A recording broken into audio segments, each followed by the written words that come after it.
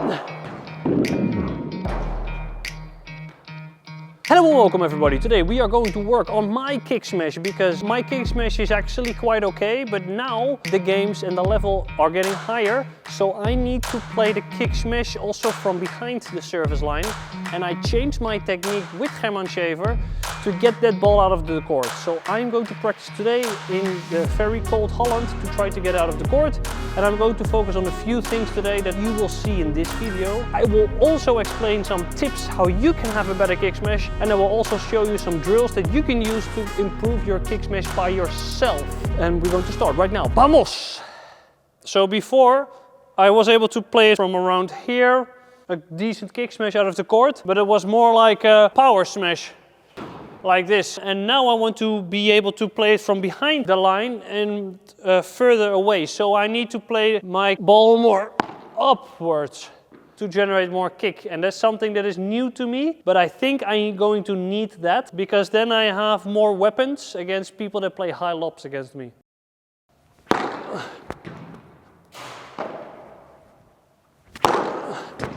I'm also going to give you a few kick tips today, and to start it off with, kick tip number one is to be more in the backhand grip, so to change more to the backhand grip and to hold the grip lower on the racket, because I feel like it's easy to generate more effect. Just hold it lower and up.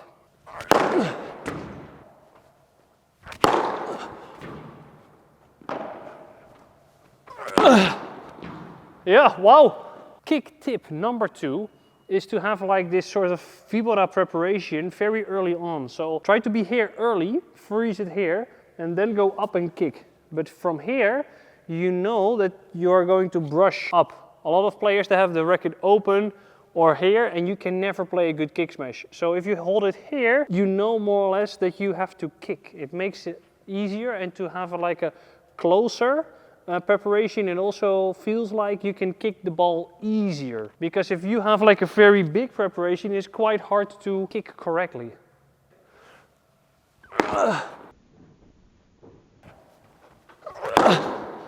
Yeah. Tap. Kick, tap, tap. Kick tip number three would be to use the left hand as a guideline to hold it here, because look what happens. That instead of here you're going to play flat, or here's more flat, but here you're going to arch your back and to kick a little bit more. So I felt like I could use my chest more, and that was easy to generate power with. Okay, so legs there. And my left arm is going more there instead of here, because this is flat, this is going to be more kick.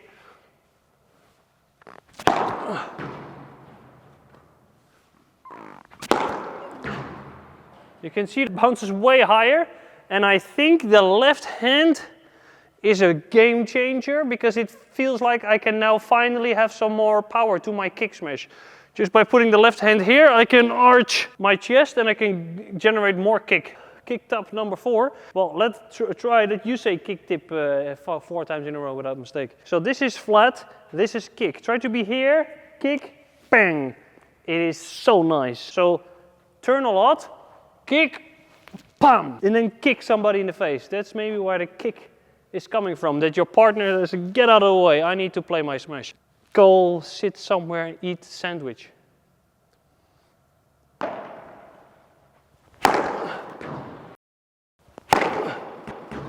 That's much higher. That's much higher. Now I use my legs a lot more. Tip number 5 is make sure you have the correct contact point. So let's say I want to play the kick and the ball is here. I need to make sure that I am moving and that the ball is still behind me when I kick. So I don't want to get all the way here and that the ball is in front of me, because then I play flat. Only play the kick smash when you have time, because if somebody plays you quite of a low lob, it is quite hard to get that correct contact point. So the kick smash is something you need to play with in a little bit of a higher lob. Not too high, because then it would be complicated. But on high lobs, it is easy to play the kick. So I'm going to use a trick that you can also use. Sasha is going to help me out, because I want to hit the ball behind me. So she is going to have the tube here. So my arm cannot go forward, because this will be the flat smash. I think, Sasha, it's better that you put it on my right shoulder, And now I see that I struggle a lot with the correct contact point because I am here searching for the ball here all the time. So I can never kick the ball out from there. So I need to be here to be able to kick. Yes, this is vertical. Up. So this is a very round kick. Oh, that's too far. It's too far to my right, so I need to hit it there, it would be better. So I'm going to turn more. Oh, that's too much. Yeah, so now I can go up. So this is quite high already by just doing this. So now I'm doing it without the tube, trying to get it higher. So I'm now doing without my legs, just to focus on the correct contact point first, because without a good correct contact point, you can never play the kick smash.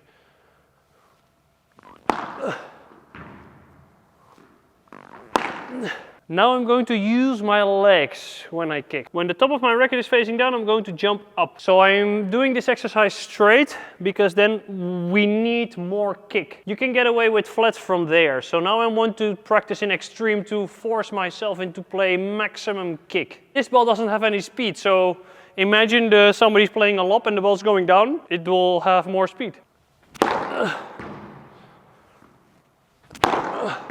I think it's still too fast. I need to generate more kick. So the ball needs to go higher. Like this. Like this. Much better. Another trick you can use is to hold the basket here, throw it into the basket. This would be okay. This would be nearly okay. This would not be okay. Then you know I have a reference in where the kick smash needs to be. Like behind me. Now it's too far to my right, so it has, this is also, my right foot is here, so it has to be there.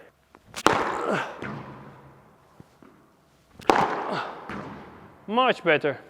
At the end of this session, I don't have a shoulder anymore. So these are drills that you can do to improve the kick smash by yourself. I think it would be very, very useful. But throwing the ball is just harder. But maybe the correct timing of being at that position is more difficult. So I think making small steps just before you're hitting the smash just is one of the most important things, because otherwise it's so hard to time the smash correctly. You see how difficult it is when you throw the ball. Imagine when somebody's feeding you the lob. Imagine there is some rain. Imagine it's very dark in the night. You have a very bright light.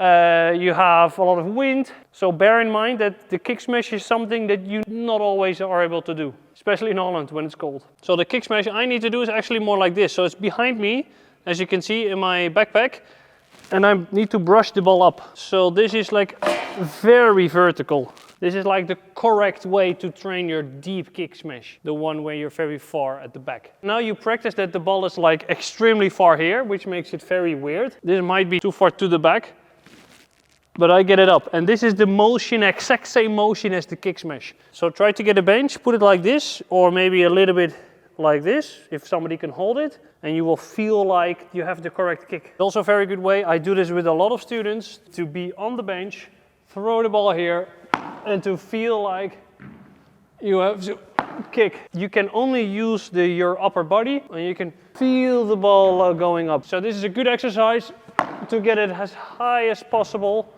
when you kick. So up, like this. So this is a very round one. So this is one of the most important things, how you can generate speed.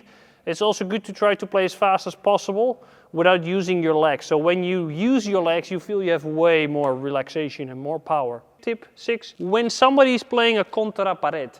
So if somebody is playing the ball against their own glass, the ball is going to rotate a lot.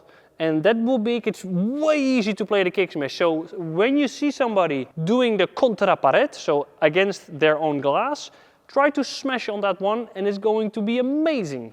Thank me later. Kick tip number 7 is don't overcomplicate it and don't accelerate like you are an animal. 70% of your speed should be good for the kick. No more than that. 70%. Take it easy.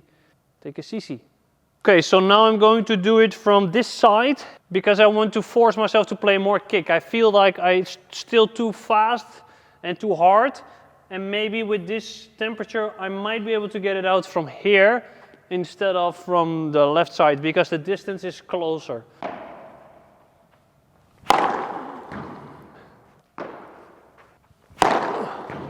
It's too hard. That's better. Kick tip 8. Don't be too low to the ground when you're going to kick smash because it's quite hard to go up again. So make sure you're like here.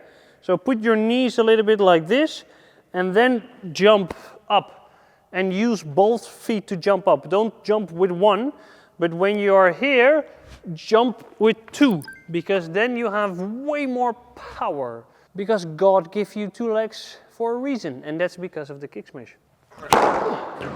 It's too fast. I need to play more kick.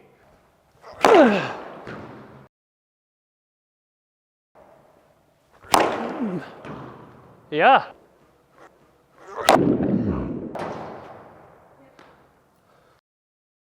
In the beginning I was not really using my legs and after a while I found out that if I used my legs, let I jump higher, I generated way more speed. It was amazing. Thank you for watching. If you want to see more videos like this, then please subscribe to the YouTube channel and let me know what you would like to see next.